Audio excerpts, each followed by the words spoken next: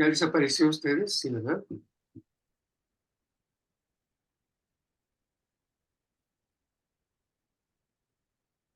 Bueno, buenas tardes a todos.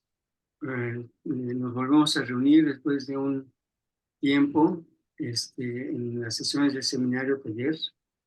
En esta ocasión nos va a compartir parte del trabajo y de las cosas que ha venido desarrollando la maestra Aurora Ayala. El título de la presentación dice Transformación Digital en la Educación. Eh, Aurora es gente que ha sido formada aquí en la universidad, en la licenciatura en psicología desde hace un buen rato, desde 2007, y después tiene un máster en innovación y tecnología educativa realizado en 2022, ¿no? Eh, la maestría fue en tecnología educativa y desarrollo de competencias digitales. Tiene una serie de diplomados que podrían ayudarnos a entender el área en donde se ha venido desarrollando software educativo y de capacitación, diseño y evaluación, formación para el desarrollo de competencias genéricas en psicología, aplicaciones de las TIC para la enseñanza, TIC para el desarrollo de habilidades digitales en el aula, aprendizaje digital multimedia, uso educativas de herramientas 2.0, fundamentos de la comunidad educativa digital, soft skills y habilidades directivas, recursos digitales para el aula, y neurotecnología educativa e innovación. Bueno, esto es un poco para, de manera general, y no agotado, pues, el trabajo que ha venido haciendo, desarrollando Aurora, y le vamos a pedir que nos comparta su presentación y lo que ha venido trabajando. Por favor, Aurora, muchas gracias.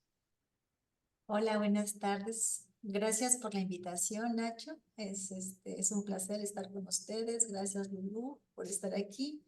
Y bienvenido, Sebastián. Es un tema muy interesante, el de la transformación digital en la educación. Yo, junto con Lulú, dentro de la Facultad de Psicología, pertenecemos al área tecnológica. Y ya tenemos más de 30 años que hemos incursado en este campo y como psicólogas hemos desarrollado mucha experiencia sobre esta área.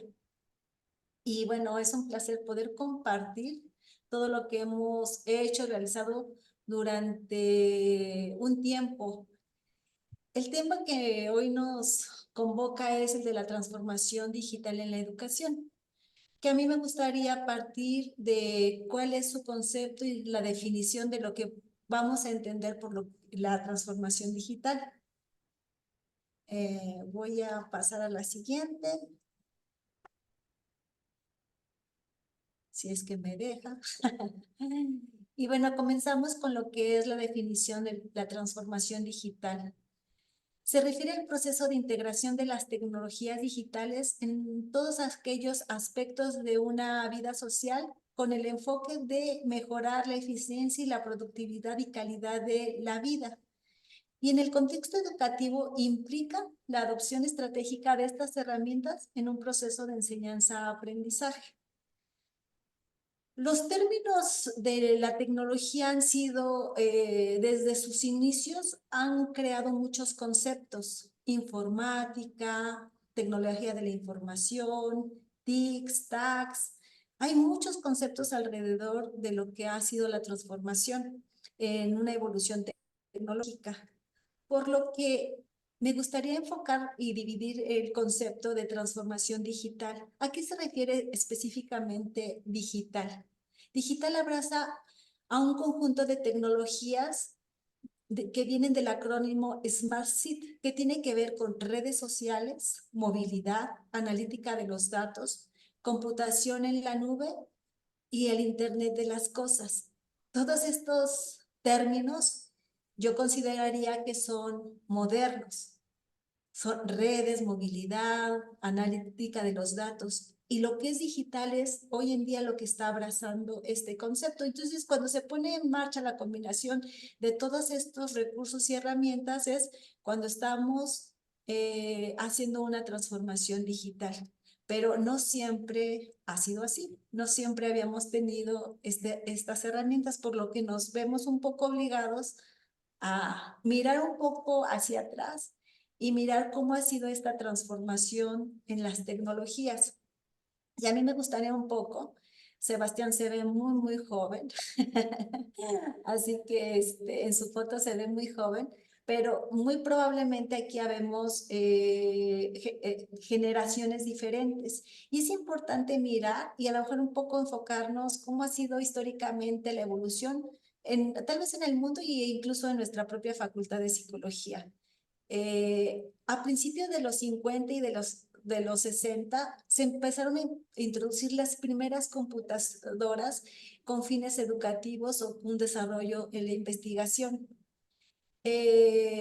Si nos ubicamos un poco históricamente dentro de la facultad, la intención de la inserción de la tecnología tenía que ver con el desarrollo de análisis estadístico y se utilizaban algunas computadoras o un recurso que era a través de la perforación de tarjetas, que no era específicamente una computadora. Apenas iniciaba la introducción de estas tecnologías en nuestra facultad. Ya en los 70s y en los 80s empezaron a haber más computadoras que se empezaban a introducir en las escuelas y con la intención de crear ciertas habilidades básicas en el manejo de lo que era y el conocimiento de un software y del hardware que se iba construyendo, porque iban siendo dispositivos que iban surgiendo en el mundo con las finalidades de desarrollo académico, científico y muchas veces también en el ámbito militar. Yo soy generación 91, así que yo tengo muy claro cuando entré a esta facultad que yo llegué y se implementó un primer laboratorio. En esta gráfica nos habla de la popularización de las computadoras personales. Para las personas más jóvenes deben de saber que existieron computadoras personales que no tenían disco duro. No había dentro de estas computadoras una unidad de almacenamiento. Lo que había eran 640 KB de memoria que me permitían simplemente encender el equipo y yo cargaba en una mano en un disco un software y en otro donde yo quería almacenar esa información. Así era el boom de las computadoras personales. La tecnología avanza muy a una velocidad estrepitosa y empezaron las generaciones en las máquinas, las ATXT 486, 586, Pentium, y empezó una evolución donde los dispositivos se iban desarrollando más rápidamente y con mayores capacidades. Y esto permitiendo un mejor manejo de lo que eran las computadoras. En los 2000 viene ya el acceso al Internet. Podemos conectar estas computadoras personales a las redes, principalmente a redes locales y redes hacia afuera, conectarnos hacia el mundo. Y también surge la web, que es cuando viene, antes los que conocemos el pasado, antes era a través de un PROM, una pantalla oscura, y después viene la graficación del software a través de Windows y se convierte algo más gráfico, más atractivo y una conexión hacia afuera. Entonces es cuando surgen las páginas web, las bibliotecas digitales, y comienza un mundo de colaboración. Ya en el 2010 viene un boom, no solo sobre las computadoras personales, sino los dispositivos. Empieza a haber un auge más fuerte sobre los dispositivos móviles, como un celular, las tabletas, los teléfonos inteligentes, que vienen a facilitar la comunicación, la forma de transmitir información y empieza a surgir muchísimo más aplicaciones. Empezamos a ser usuarios más fuertes sobre estos dispositivos y ya llegando a los 2020, como todos bien sabemos, llega una pandemia que nos obliga a estar en casa y un medio de comunicación y una herramienta con la que ya contábamos se vuelve una herramienta indispensable y esencial para podernos conectar con los demás. Nos forza, nos obliga a que si bien ya veníamos adquiriendo dispositivos o generando ciertas habilidades, de manera forzada nos vemos a utilizar mayores recursos para poder mantenernos comunicados hacia afuera, incluyendo los procesos de educación.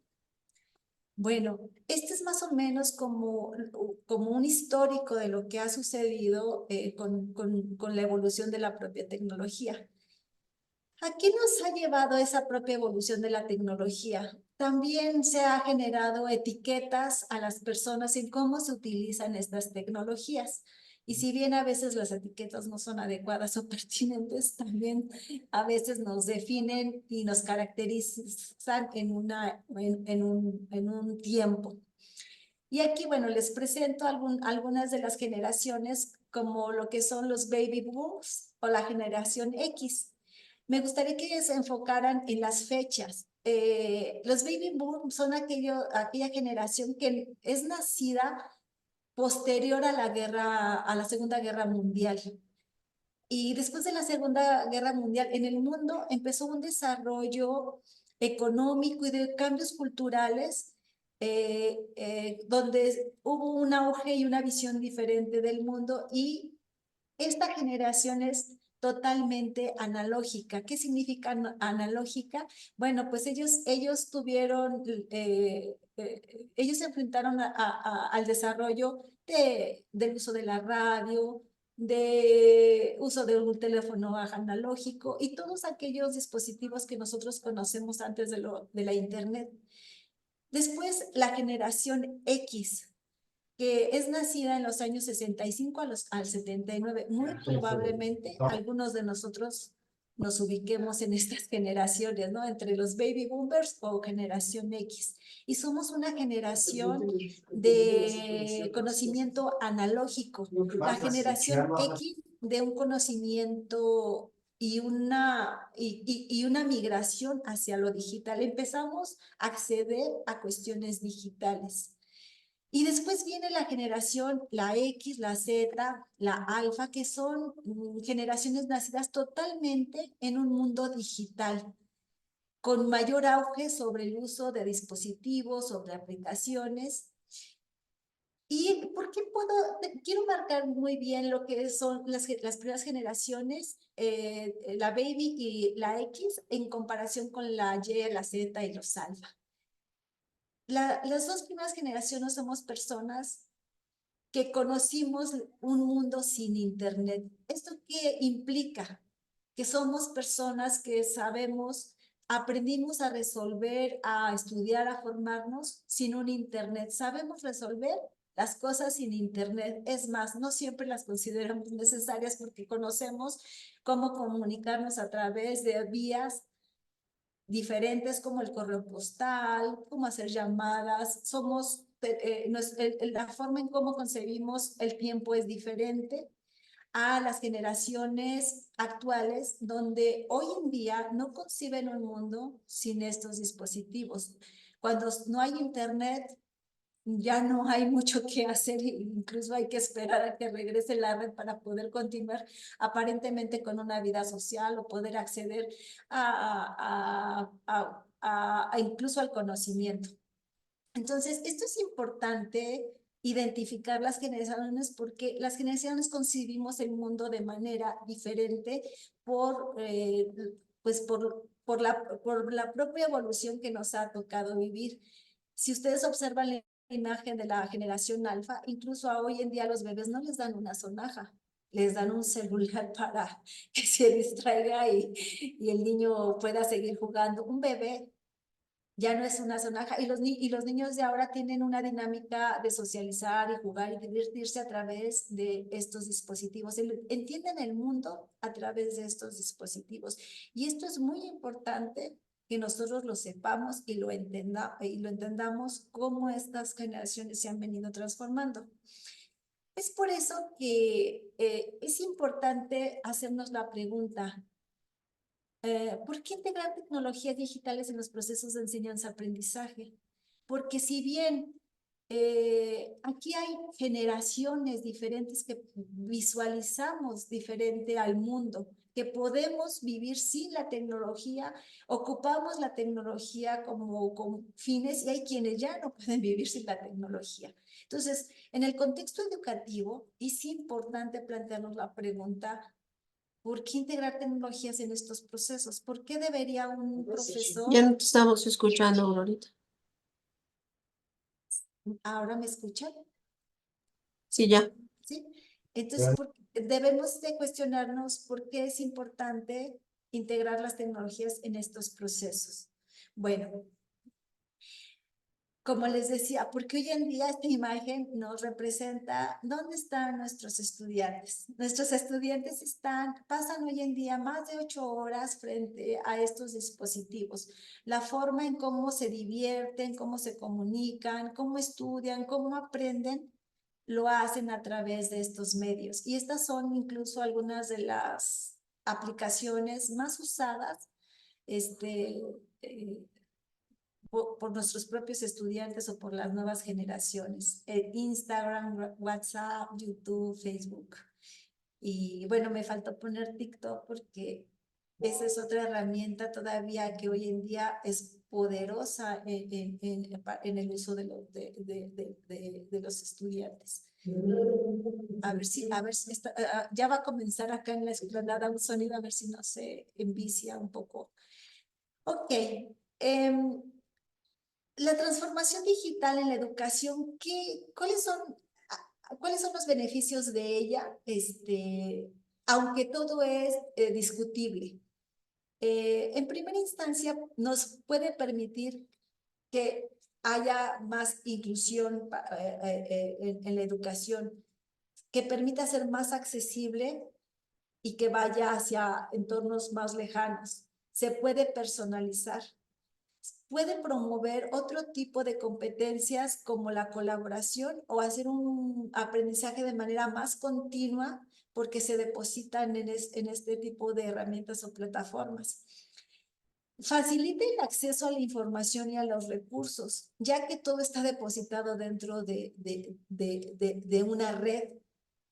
Y lo estoy pensando y quiero que lo ubiquen como en aquellos que conocemos todavía la parte, los analógicos, que sabemos que el acceso a la información también está en otros lados, está en bibliotecas, está en los libros. Sin embargo, el acceso a la información a través de estos medios es más rápida, es más veloz y además podemos acceder a cosas que están a más distancia. También democratiza el acceso a la educación. Permitiría esto, aunque es también discutible, democratizarlo para todos. Y a la investigación, porque en estos términos siempre hay una discusión entre abrir o no abrir estos accesos, ¿no? Sobre el tipo de información o investigación que se monta en estos medios.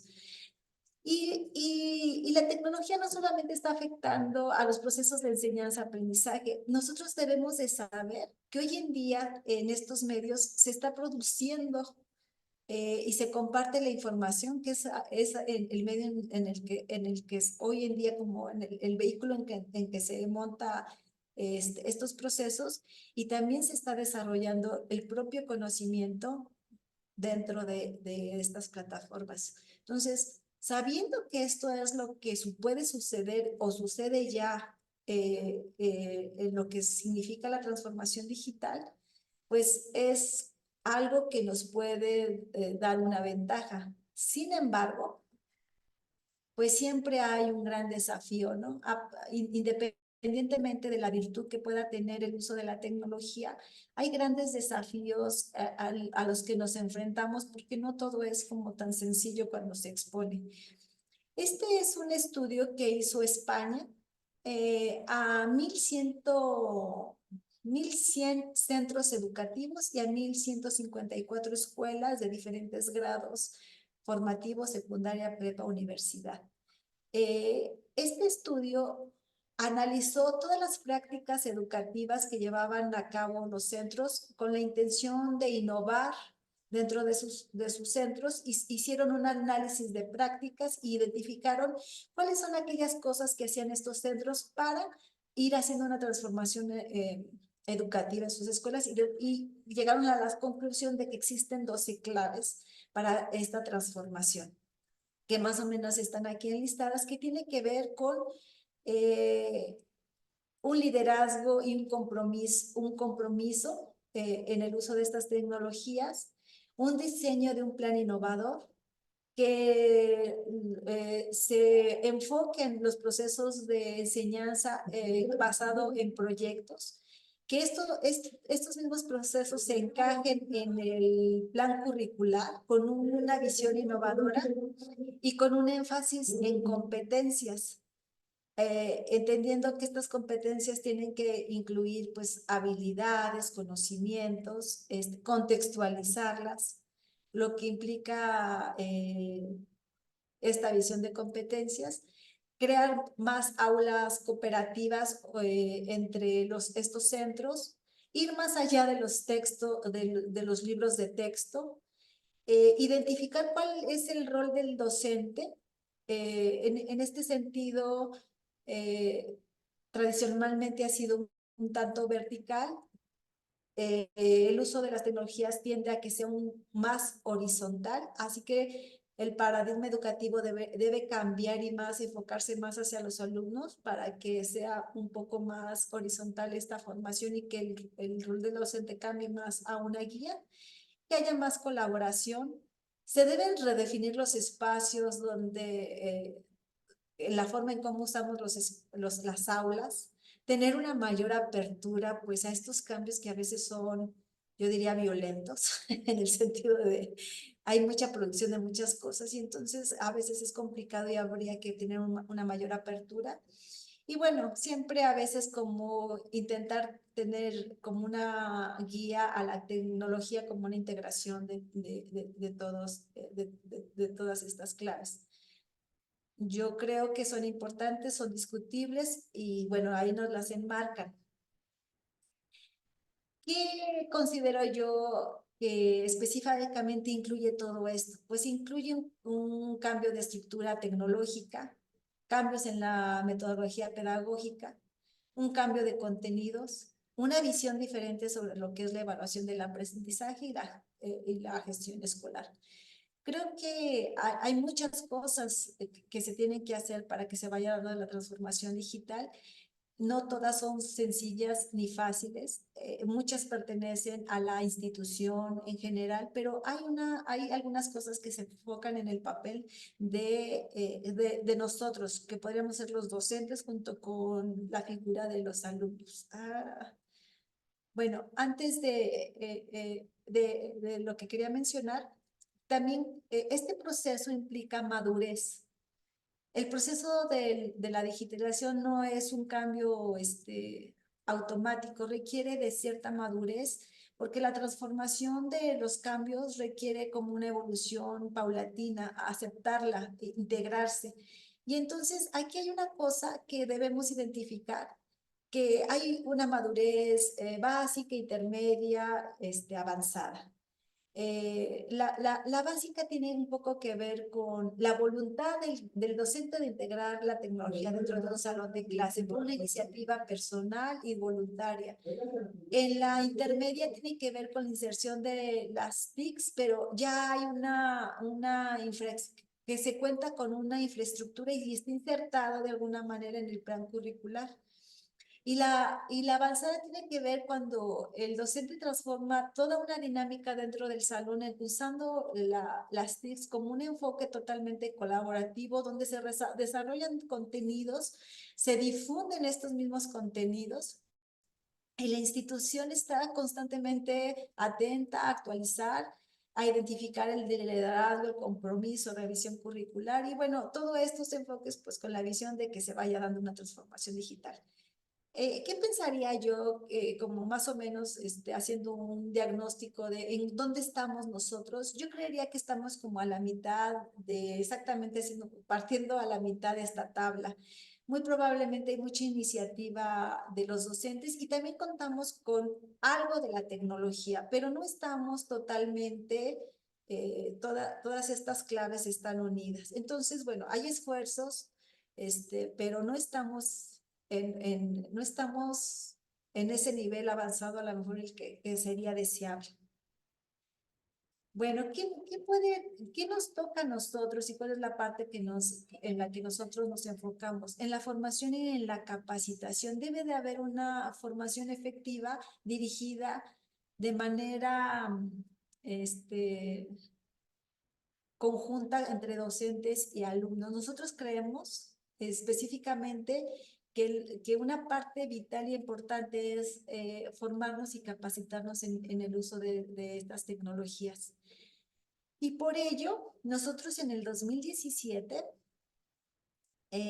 hicimos una propuesta de un proyecto dentro de la Facultad de Psicología que llamamos Construyendo Espacios de Colaboración y Aprendizaje con apoyo de las TIC, TAC y TEP. Muy probablemente estén familiarizados con estos acrónimos. Es Tecnologías de la Información y la Comunicación, Tecnologías del Aprendizaje y el Conocimiento y Tecnologías del Empoderamiento y la Participación. Unimos estos tres conceptos porque nos parecía importantísimo primero identificar a las tecnologías de la información, después ver cuáles esas tecnologías podían ser útiles en procesos de aprendizaje y conocimiento, y también que en el momento que nosotros empezáramos a utilizarlas, también las tecnologías muchas veces generan temor, miedo cuando no las conocemos, y también nos interesa que nos empoderemos con ellas y que participemos con ellas y construyamos conocimiento a través de ellas. Entonces, bueno, con estos objetivos bastante ambiciosos, hicimos la puesta en marcha de este proyecto a través de un modelo. ¿Cuáles eran nuestros retos, nuestros objetivos? Pues primeramente que en el advenimiento de las nuevas tecnologías, si ustedes se ubican en el 2017, en el 2017 estaba el auge del desarrollo de los recursos de las redes sociales, Facebook, los dispositivos móviles, tabletas, empezaban a ver ese auge y nosotros empezábamos a tener esa visión de estos dispositivos, y era importante nosotros, que ya veíamos venir que los alumnos estaban utilizando en todo momento estos dispositivos, teníamos que hacer que los estudiantes no solamente fueran usuarios de la tecnología, sino que también usaran la tecnología para desarrollar conocimiento, y que los estudiantes, que hoy en día la visión no solo es el conocimiento por cantidad de saberes. El mundo ha evolucionado tan rápido y hay tanta información que hoy es muy importante y necesario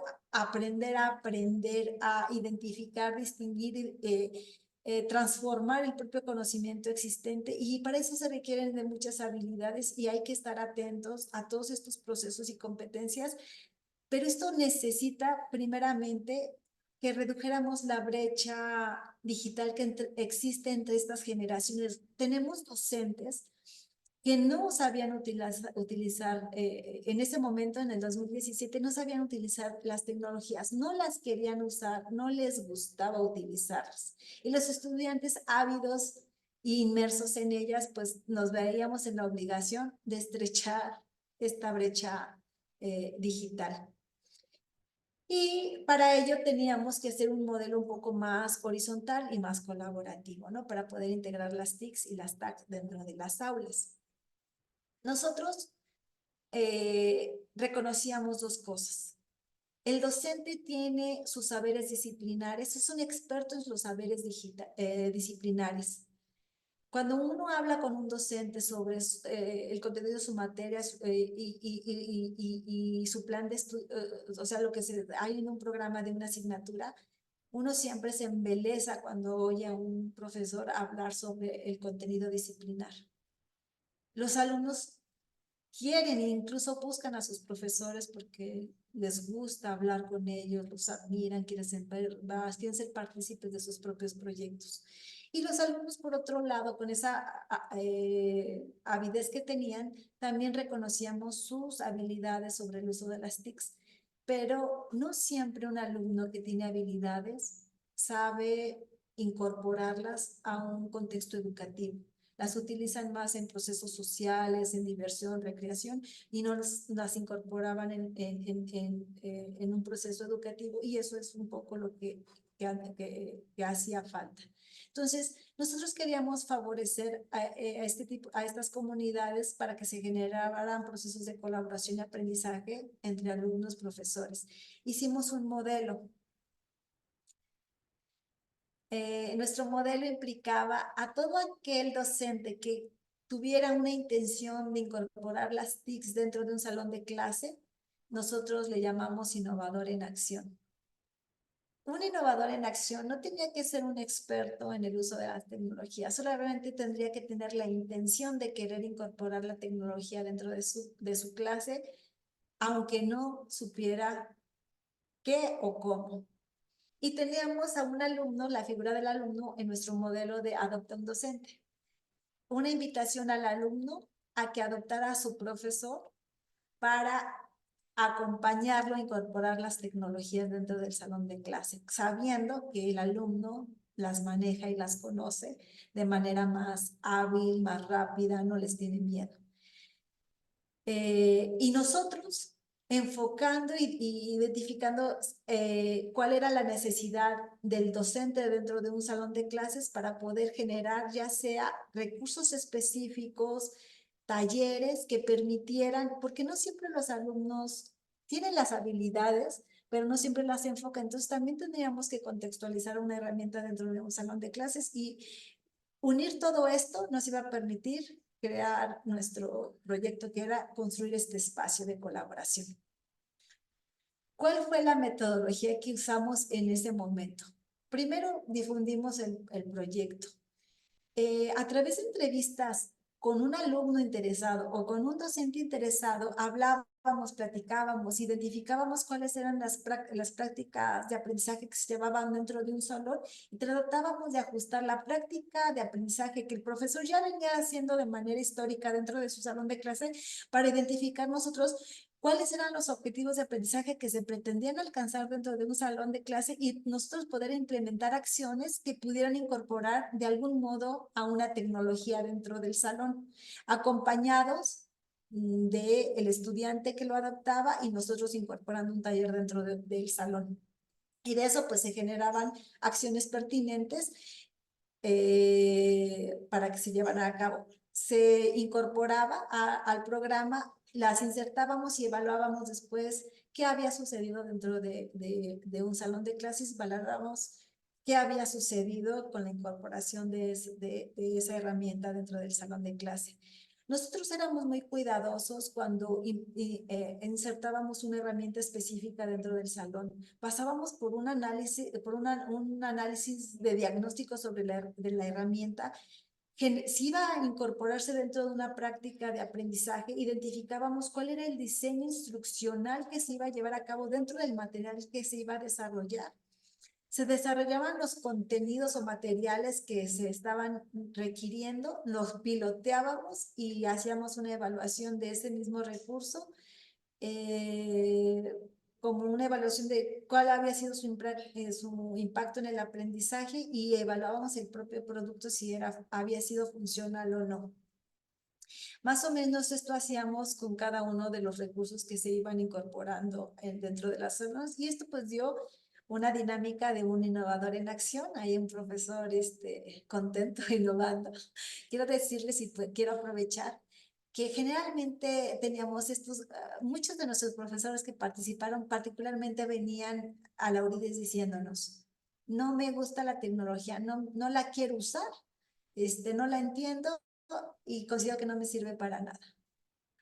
Pero a veces lo traía el alumno.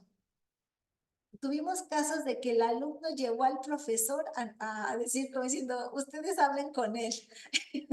Pero el alumno estaba comprometido, como diciendo, yo quiero ayudarlo a empujar. Y fueron resultados increíbles, porque los maestros se sentían contentos. Eso era una cuestión un poco nada más como de animarse a equivocarse o a conocer, o etc., ¿no? Porque una vez que la tecnología la entiende un profesor, olvídense, con el saber disciplinar, ya obviamente otra vez está por encima del alumno inmediatamente. Aquí hay una imagen de nuestros innovadores, de nuestros alumnos adoptantes, puesto que a veces el maestro pues siempre está inmerso en toda su literatura, pero en compañía de un alumno, pues siempre se siente a gusto, ¿no? Y además es una dinámica que consideramos existe siempre. Hay siempre un apoyo y un acercamiento de los alumnos hacia los docentes. Y bueno, esta es una imagen que representaba nuestros talleres dentro de los salones de clase, ¿no? La incorporación. ¿Cuáles fueron algunos de los productos que hicimos? Y me gustaría compartírselos. Hemos trabajado con algunas asignaturas de tecnología educativa, de la materia particularmente de transdisciplina, y de análisis estadístico, donde todas estas herramientas servían con un objetivo a desarrollar prácticas de aprendizaje específicas. Cada una de ellas pues tenía un objetivo diferente, y con quien más trabajamos, fuimos más constantes, fue con las asignaturas de transdisciplina, donde hubo un conjunto de profesores de transdisciplina que se reunieron para tomar decisiones sobre cómo se iba a llevar a cabo esta asignatura. Y ellos acordaron al interior de su propio claustro que querían que los alumnos plantearan investigaciones transdisciplinares, y que al final de su proceso de investigación y propuesta de proyecto, terminaran todo ese proceso en la transmisión de un cartel científico. Nosotros, unidos junto con el profesor, hicimos un aula que ayudaba al alumno a identificar cuáles eran los puntos específicos que el maestro quería resaltar en este proceso, y a favorecer a que el alumno hiciera la presentación adecuada, correcta, atractiva de un cartel científico con todas las características que esto lleva, considerando una exposición de lo que ellos iban a hacer al final de su clase. O el desarrollo de videos educativos que funcionaba como recursos y materiales dentro de la clase, donde se explicaban teorías de la educación, y nosotros le dábamos todo lo que implica cómo crear un recurso educativo de multimedia. Estos son algunos recursos que se desarrollaron para la producción de todos estos materiales, y había cursos que respaldaban al mismo tiempo los materiales. Identificar qué era una planeación educativa, cuáles eran los principios educativos que se tenían que considerar para desarrollar estos propios materiales, qué implicaba un aula virtual, cómo se podía utilizar, cuáles eran las ventajas, y entender cuál era el impacto de la tecnología dentro de estos mismos procesos. Vino la pandemia. Nosotros dejamos de hacer estas acciones. Nuestro proyecto del 2017 al 2019, casi, pues todo que venía desarrollándose se detuvo, y cada quien a su casa, ¿no? Como bien saben. Entonces, pues aún ahí teníamos que identificar una nueva estrategia, y desarrollamos una estrategia que llamamos microcápsulas de formación. Desarrollamos en el periodo de la pandemia 9 microcápsulas formativas que tenían con la visión de desarrollar competencias en el uso de las tecnologías enfocadas pues al contexto de los psicólogos. ¿Qué se necesitaba? Bueno, una de las cosas, y puse aquí enfrente una de las principales, que es algo importante, casi todo en cualquier asignatura, el asunto de el uso adecuado del formato APA, la producción de documentos académicos. Y nos enfocamos en esa primera etapa a desarrollar 3 microcápsulas que tienen un concepto que es autogestivo. Está hecho en un recurso de un formulario de Google, donde están todos los contenidos en un formulario, a través de links, a través de productos interactivos, y desglosando todo lo que era, en este caso, APA, ¿no? Para que los alumnos aprendieran a citar y referenciar adecuadamente. Y enfocamos esto porque era una necesidad y un tema que se estaba exponiendo sobre la falta de ética respecto al uso de citas y referencias. Entonces, bueno, tenemos 3, pero tenemos más de este tipo de recursos y fue un modelo exitoso porque fueron recursos autogestionables, pequeños, que podían los alumnos desarrollar y de manera más eficiente y efectiva.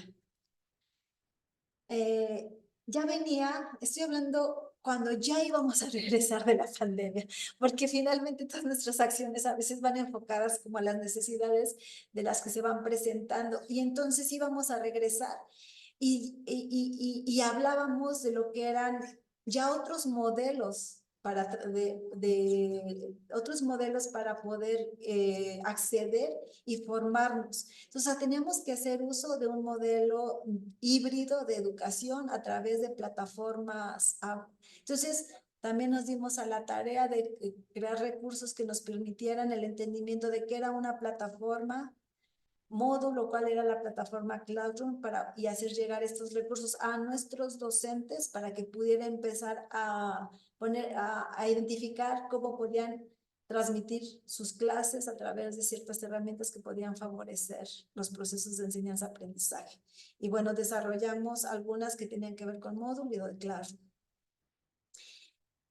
Llegamos a la facultad una vez que regresamos a clase, y entender un modelo de aula híbrida era complicado porque nos resultaba muy importante e interesante. Primero, los profesores tenían, si bien de manera forzada habían adquirido ciertas habilidades en sus propias casas, cómo pudieron, de la forma que lo lograron, mantenerse conectados con sus alumnos y avanzaron mucho de manera personal. Yo me imagino que ese tiempo fue difícil y doloroso en casa, como tener que tener estos aprendizajes solos. Tuvimos que regresar y esto implicaba que era un modelo híbrido. Una parte de nuestros alumnos iba a estar en la escuela y otra parte iba a estar en casa. Y nosotros teníamos que conformar un modelo que permitiera que estas dos poblaciones pudieran tener acceso a la información, a los contenidos disciplinares. Y nos enfocamos en implementar el modelo híbrido en la facultad, entender cómo se manejaba, saber manejar los dispositivos, identificar qué es lo que podían hacer y qué utilizar. Y bueno, esta pantalla del corcho, hubo algunas sesiones donde formamos más o menos a 110 profesores de la facultad. Nosotros tenemos, creo que somos 500, creo que académicos, no todos profesores, y hicimos un esfuerzo a través de las coordinaciones para poder formar a estos docentes, y más o menos fueron 110, si no me equivoco, a quienes logramos formar en el uso del modelo híbrido. Bueno, pues, ¿cuáles fueron los resultados que les quiero compartir del 2017 al 19? Porque eso para nosotros es un parteaguas antes de la pandemia, después de la pandemia. Logramos en aquel entonces 11 innovadores, 27 alumnos que adoptaban a sus profesores, y tuvimos un impacto en 13 asignaturas. Y como resultado, en aquel entonces desarrollamos 41 cursos, implementamos 65 y impactamos a 1,314 estudiantes, ¿no? Aquí no hicimos la decisión entre los profesores. Y del 2019 al 2024 hemos desarrollado, impartido 76 cursos, impactando a 2,372 alumnos en este modelo de innovador en acción, adopta un docente. Y estas son algunas fotos que reflejan un poco el trabajo de lo que sucedía dentro de los salones, la exposición de los alumnos en sus carteles de la materia de transdisciplina, cómo llevábamos las clases al interior de los salones para capacitar a los alumnos. Y también hoy en día incorporando el modelo de nuestros dispositivos móviles, que hoy en día cuenta la facultad con un módulo de dispositivos móviles que los alumnos pueden utilizar en el campus, pero también son utilizados si un profesor así lo desea para llevar una práctica educativa dentro de un salón de clase, como lo pueden ver en la otra fotografía donde se llevan todos los dispositivos al salón de clase y hay una práctica específica utilizando estos dispositivos. Bueno, como una conclusión y un poco puse a un lado como hacia dónde estamos hoy en día enfocando un poco nuestros esfuerzos, pues vienen cambios sobre algunas de las nuevas aplicaciones y surgimiento de nuevas tecnologías como es lo de la inteligencia artificial. Y esto es un tema que pone mucho debate porque es importante entenderlas, conocerlas, porque ya están aquí y se están usando. Y nosotros debemos hacer el esfuerzo porque todas estas cosas que están surgiendo, en la parte que nos corresponde a los docentes, pues identificar lo que es hoy en día un enfoque más didáctico sobre las habilidades cognitivas que se pueden desarrollar utilizando las propias inteligencias artificiales para que estas no sean incluso una herramienta que no se utilice de manera pertinente, ¿no? En un proceso de enseñanza, sino que sea una herramienta a favor de esos procesos. Y bueno, como conclusión, la transmisión digital pues va a seguir continuando, remodelando lo que es un proceso educativo y abriendo pues nuevas oportunidades y desafíos mientras vayamos avanzando en el futuro. Muchas gracias. Al contrario, Lola, muchas gracias a ti. Podríamos ver la pantalla, vernos un tantito, ¿no? La quito, ¿verdad? Para descompartir. Listo. Qué bueno, pues una felicitación. Hay un montón de cosas que se van haciendo, que ustedes dentro de este, vamos a decir, este espacio dentro de una facultad han tenido ese cuidado. Realmente una gran felicitación. Hay varias cosas que quedaron ahí y me gustaría preguntar porque algunas de ellas, esta de la incorporación de las tecnologías a los procesos educativos, me gustaría dar un ejemplo y sobre eso a ver si pueden comentar. Lo he visto en varios casos y lo he comentado ya luego en clase.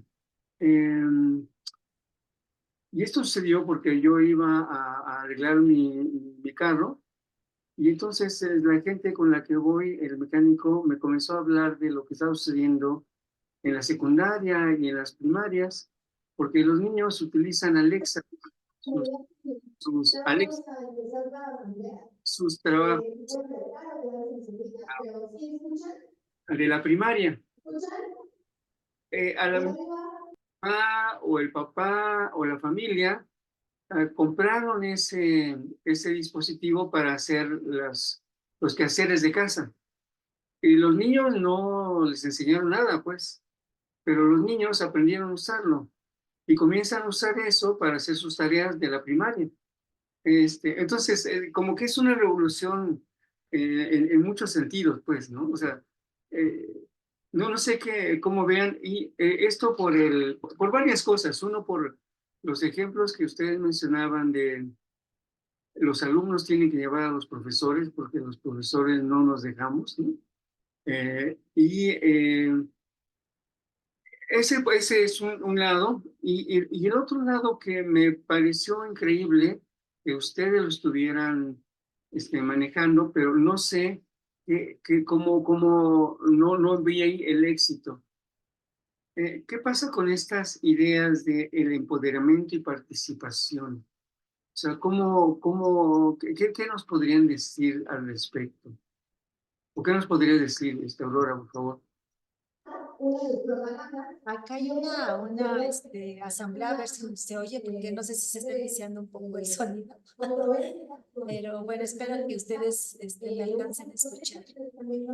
Mira, yo creo que el uso de la tecnología siempre debe de ser, debemos utilizarlo de manera crítica. Debemos de evaluar realmente cómo utilizamos a la tecnología. Y la tecnología es una herramienta, es un vehículo que debe de favorecer un proceso de enseñanza, de aprendizaje y creación de conocimiento. Y no todo lo que se escribe o se encuentra en la red es un conocimiento. El conocimiento en sí mismo requiere de un proceso de metodología, de análisis. O sea, hay un proceso sobre lo que significa construir conocimiento. Y hay una implicación muy fuerte de responsabilidad en las figuras. Y creo que esta es la parte ética en la que nos tenemos que enfocar de manera constante. Esto es algo que se tiene que hablar de manera constante. Como, si bien hay muchas herramientas que hoy te hacen la tarea y que facilitan entregar el ensayo, te facilitan entregar el video, o sea, porque eso es muy cierto. Hoy en día, y como es un proceso, hay quien puede identificar si lo hizo el alumno o lo hizo una tecnología, ¿no? Se vio favorecido por la tecnología.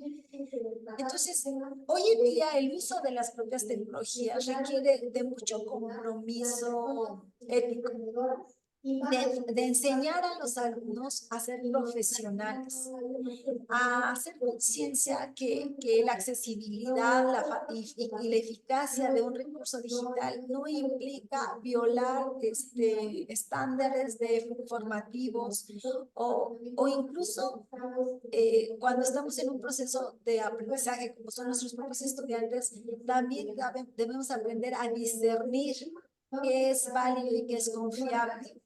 Entonces, al mismo tiempo que se desarrollan competencias tecnológicas, la competencia tecnológica, el hablar de competencia implica habilidad, conocimiento, ética y contexto. O sea, deben de estar al mismo tiempo estas cuatro cosas: la habilidad, el conocimiento, la ética, contextualizar esto. Y esto es lo que también implica o sea, la transformación no solamente es incluir a las herramientas, la transformación requiere de un cambio de mentalidad en el uso de estas herramientas. Entonces, sí creo que en lugar de quitar la carga a los docentes, pues se nos implica, ¿no? Porque ya no solamente es transmitir conocimiento disciplinar, sino debemos transmitir visión de de cómo se construye el conocimiento, cómo se hace ciencia, cómo se hace investigación, cómo la adquieres, cómo la identificas. Y entonces, y también compromiso muchas veces de los padres, ¿no? Pero esto es formativo, esto es formativo. Esto no se aprende de manera automática. Es un proceso también formativo en cómo las vemos y cómo las utilizamos. Y creo que también a veces no utilizarlas puede convertirse en un problema porque entonces la parte académica se deslinda de lo tecnológico como si fuera no es mi asunto, y de todos modos los alumnos están inmersos en este mundo. Entonces nos vemos por compromiso social, por compromiso académico, debemos conocerlas e incorporarlas para que se haga un buen uso de ellas y que aprovechemos de su impacto.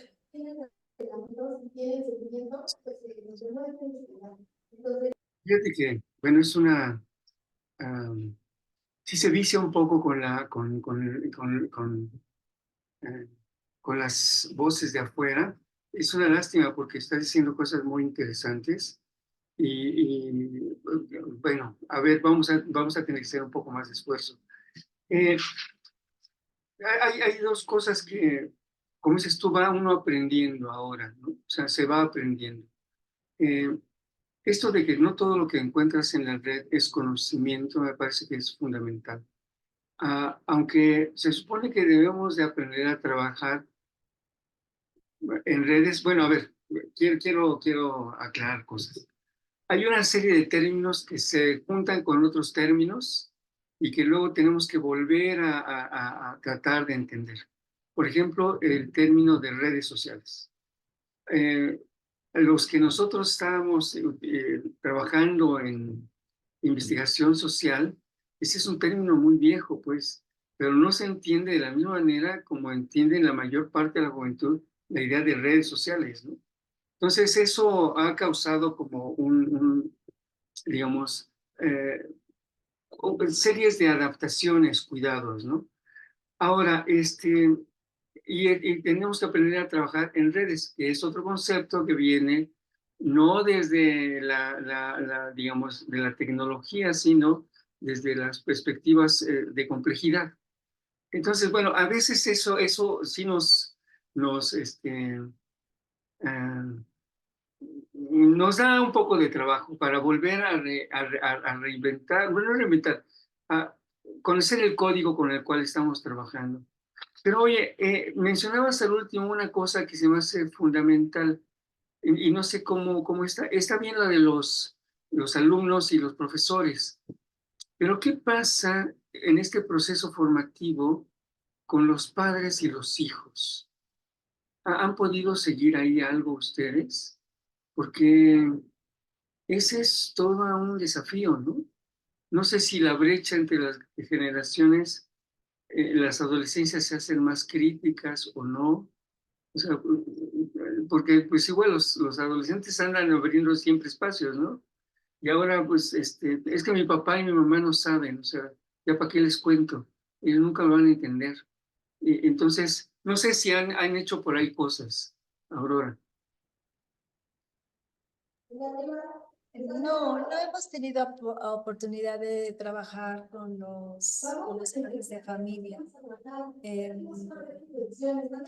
Nosotros nos hemos enfocado ciertamente en los profesores, los alumnos y universitarios, que ya también hay como un punto de madurez, ¿no? Considerado a nivel universitario, diferente a un alumno de prepa, diferente a un alumno de primaria. Y siempre, yo creo que es muy complicado pues la tarea que tienen los padres y a la que se enfrentan. Y ciertamente, refiriéndome un poco a los alumnos, hoy en día la velocidad de una parte de lo que permite la tecnología es la rapidez, así como nos permite acceder rápido a un recurso, también el nivel de tolerancia respecto a cómo adquiero las cosas, también las quiero rápidas. Y eso es una cosa con la que hemos aprendido. Y no solo lo quiero rápido, ya no lo quiero tan largo, ahora lo quiero corto, lo quiero sintetizado. Y quiero aprender a través de cosas muy pequeñas y muy puntuales. Y eso es algo que también es una tarea de nosotros hacer saber a un alumno. Necesitamos un poco regresar a cómo debemos procesar cuando estamos en procesos de formación. Eh, Porque si bien es característica y virtud, hoy en día también los alumnos están a flor de piel, más opinan a través de sus emociones y de sus sentimientos, que son muy válidos y se deben de escuchar y respetar. Pero cuando estamos en un ámbito formativo, educativo, requiere de formación, requiere de habilidades que tienen que ver con competencia o de buscar información, saber analizarla, reflexionarla, argumentar. O sea, es un nivel superior al que tiene que ver con una formación educativa. Entonces, a veces hay que distinguir y también, por eso las diferencias de nuestras nuevas generaciones. Hoy lo que inmediatamente se piensa, se expresa y a veces los alumnos quieren considerarlo como una opinión de verdad. Y a veces nace más de un sentir que de una reflexión o de un conocimiento, de un razonamiento sobre lo que se está adquiriendo. Y esto es algo de lo que también se tiene que ir trabajando importante para que las tecnologías, hace rato decías, ¿cuál es el concepto de participación y empoderamiento? Bueno, si estamos mirando a estos recursos, porque nos permiten hoy en día a través de estos medios como el de hoy, podernos conectar, comunicarnos, tener este diálogo, este medio en este momento nos dio un plus, ¿no? Podernos acercar, poder hablar, poder conservar. Y lo más importante de todo esto es el contenido y lo que se desarrolla en una conversación, más allá de en sí misma de la herramienta. Entonces, hacer la valoración de lo que se está sucediendo con estos recursos, pues es importante estarlo reflexionando constantemente. Y pues desafortunadamente nosotros no hemos tenido acceso a padres de familia. ¿No? Desconozco esa parte. Gracias, doctora. Voy a invitar, Sebastián, o no sé si es que quisieran preguntar algo, por favor.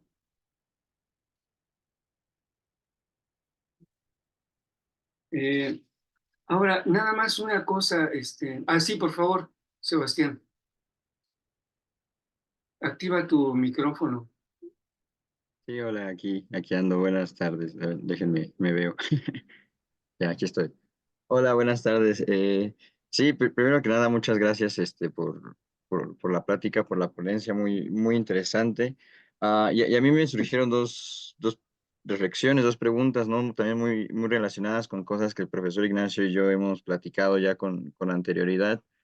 Am, una vez yo le platicaba al profesor Ignacio que andaba paseando en una plaza y me metí a una de estas tiendas de Xiaomi, ¿no? Y entras y parece que avanzaste 100 años en el futuro porque tienen un montón de cosas y aspiradoras eléctricas y lugares estos para que alimentar a las mascotas automáticos y muchas cosas que sí dices, bueno, ¿y esto de dónde salió, no?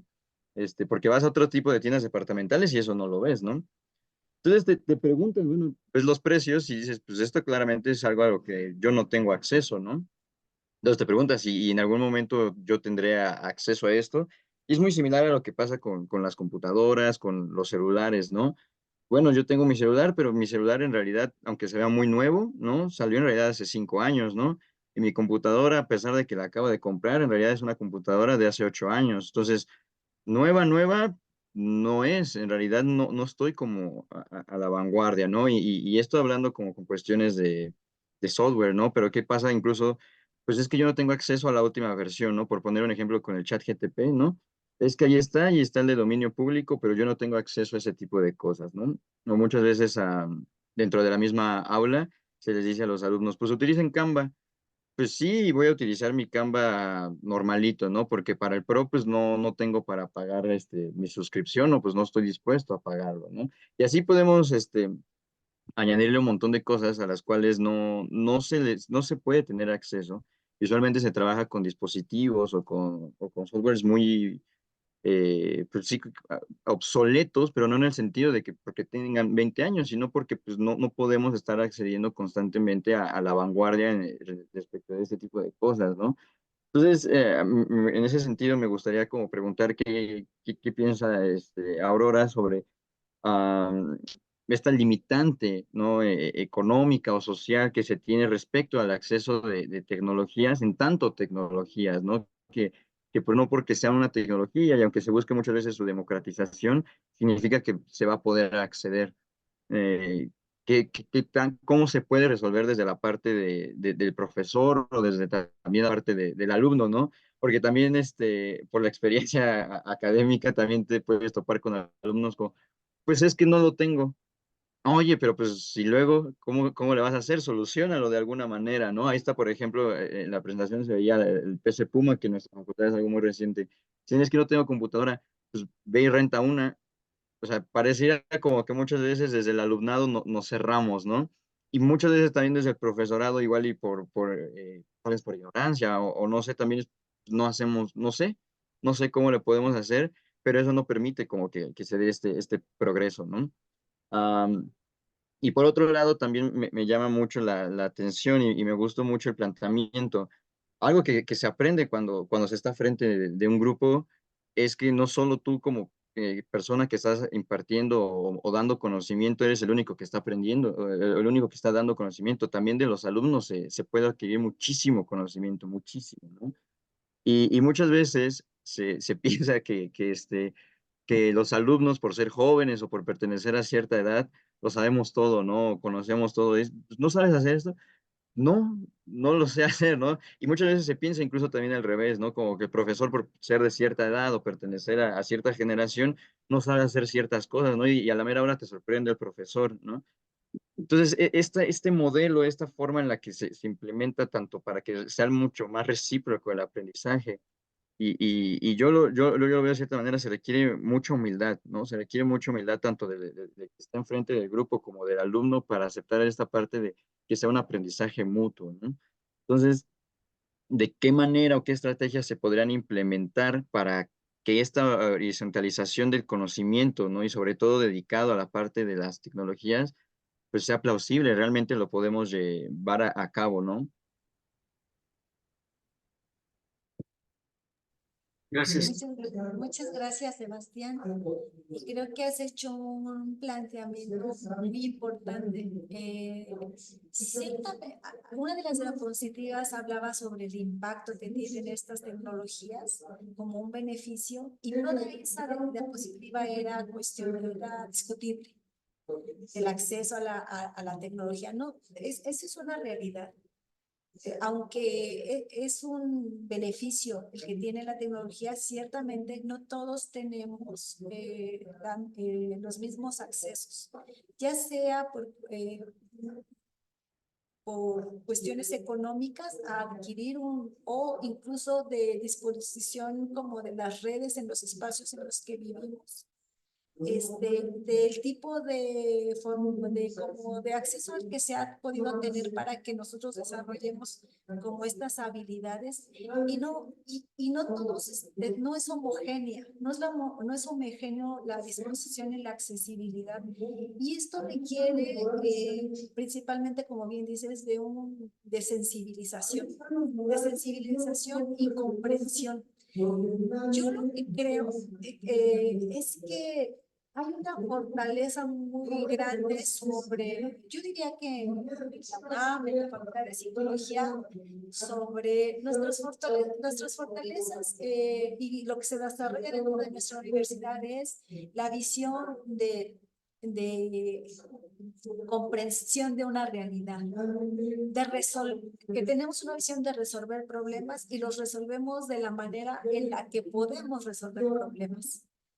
Y entonces eso considero, y porque es mi propia experiencia, porque es bien cierto, también quienes hemos utilizado la tecnología, no siempre contamos con la herramienta pertinente ni con la gente que nos pudiera ayudar, y también tenemos que el audífono no funciona y la cámara no se ve bien y la máquina es lenta. O sea, estamos y comprendemos eso. Afortunadamente creo que esa es la virtud y la fortaleza que tiene nuestra comunidad. Creo que y hoy en día el uso de las propias tecnologías nos obliga y nos fuerza a tener empatía, a tener comprensión sobre cómo estamos desarrollando y cómo se está esforzando para integrar algunas cosas. Entonces, es muy complejo, porque lo que tú dices es muy cierto, y en la pandemia se vivió muy duramente. Por eso yo reconozco que cuando regresaron los profesores deben usar un montón de cosas. Yo me quedé con la boca abierta porque yo te voy a ser honesta, yo nunca he tenido la necesidad de utilizar un Zoom. Yo. Y yo ahorita antes de exponer les digo, pues díganme cómo comparto, ¿no? Porque no me vi en la necesidad de usar el Zoom yo no soy una persona que está frente a un grupo. Normalmente estoy desarrollando las cosas, pero no estoy frente a un grupo. Entonces, yo misma no cuento siempre con las mismas habilidades que otras personas desarrollaron en un proceso de pandemia. La dureza de que en una familia a veces se encontraba un solo dispositivo y que se tenía que compartir. Las condiciones en las que a veces vivíamos y abrir una cámara, no solo abrimos una cámara frente a las personas, abríamos nuestro mundo, ¿no? O nuestra casa, nuestro espacio, en la forma en cómo habitábamos. Y no siempre nos sentíamos cómodos en abrir esos espacios, ¿no? Y abrir un micrófono implica oír el ruido de la cazuela, oír el ruido de que están cocinando. O sea, fue una experiencia, creo yo, muy dura, que considero que nos hizo empáticos, nos hizo incluso entender las realidades de nuestros alumnos y también de nuestros docentes. Los docentes sufrían en el sentido de cómo le hablo, cómo la aprendo, cómo comparto. Ciertamente creo que se vivieron muchas cosas, fuimos resilientes, comprendimos y solucionamos, y creo que eso es lo que hacemos como todos los días. También fue duro ahora que regresamos, se hizo un esfuerzo sobre las aulas híbridas y por alguna situación, no sé exactamente de qué carácter, las aulas híbridas no todas funcionan correctamente porque volvemos a la situación de infraestructura. Hay quien ya no las quiere utilizar porque es difícil mantener como ese nivel de implementación porque requiere de mucha constancia y a veces vamos sobre curvas que a veces suben y que a veces bajan. Pero yo estoy muy de acuerdo contigo. Es complicado. No todo el mundo tenemos la opción de accesibilidad a los medios, pero creo que nuestra visión particularmente es nuestro saber disciplinar y cuáles son los objetivos que la propia psicología persigue, y la tecnología solo debe de ser una herramienta. Si no la tengo a la mano, tengo que utilizar lo que sea necesario para seguir enfocado en lo que estoy haciendo. Gracias, Sebastián. Bueno, sí, hay siempre, muchas gracias, igual, Sebastián.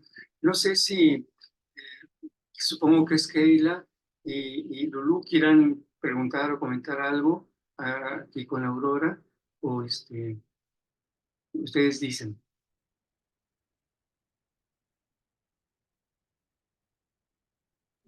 Bueno, yo rápido, Sebastián, no sé quién está en la otra conexión. Yo trabajo junto con Aurora y bueno, pues parte del trabajo que hacemos es justamente